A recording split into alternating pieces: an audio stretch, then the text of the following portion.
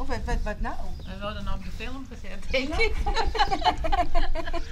Nou, goeie. Nou, Wij zeggen hier een badkuipje staan, maar... Een badkuip, ja, dat is een badkuip, ja. Maar nee, er hoeft geen baby in hoor. Nee, hoor. Nee, hoor. Nee, die zo is het gebruik niet. ik om het voer van, voor de varkens op te halen.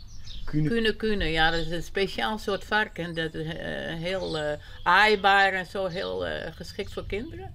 En daar heb ik een stuk of 4 van lopen. En ik heb bij de winkel gegooid allemaal dingen weg. Nou ja, dat markeert niks. En dan krijg ik ook weer een klikje. We doen aan recycling.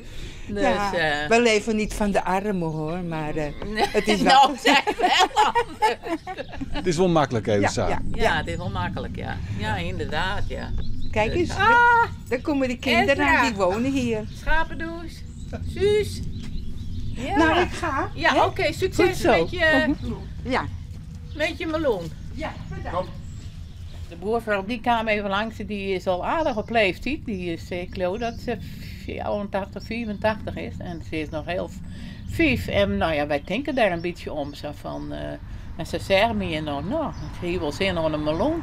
Nou, ik zeg, de skill is wat verkeerd, maar voor de rest is het goed. Nou ja, op die manier helpt me correct hier in het dorp. Maar in die bargjes dan? Wat is dat? Nou, zo? het is gewoon hobby. De kinderen allerlei dingen leren, want waren die ben net stom. Die kinderen al je trucjes leren. Nou, de mensen hier en toeristen vinden dat geweldig. Ja, heel veel succes hakken mij. Ja. Ja, succes in... En eerst Sa en ja, nou ben ze dan samen net zo groot. En ze rennen hier vrij rond. Ze gaan een poolwet in de modder kennen. Want ik bedoel, als die industrie schust met die barren. Nou, dat is gewoon vreselijk dus. En deze ben heel speciaal. Daar winnen er nog maar 14 van in Nieuw-Zeeland. En toen hadden ze geïmporteerd naar Engeland. En toen ben we gewoon te fokken.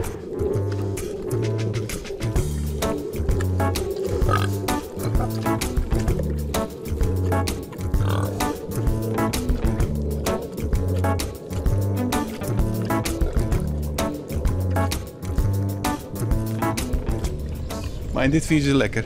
Dit vinden ze lekker, ja.